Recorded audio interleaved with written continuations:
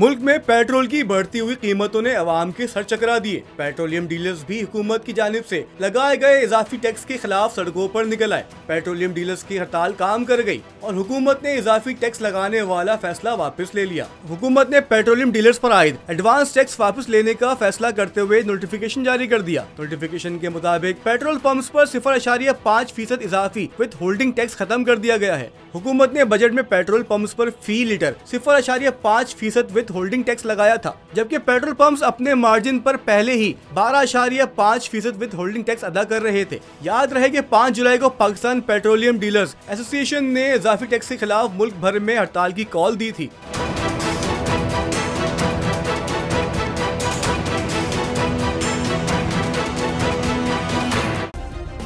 Subscribe करें और bell दबाएं ताकि कोई खबर रह न जाए।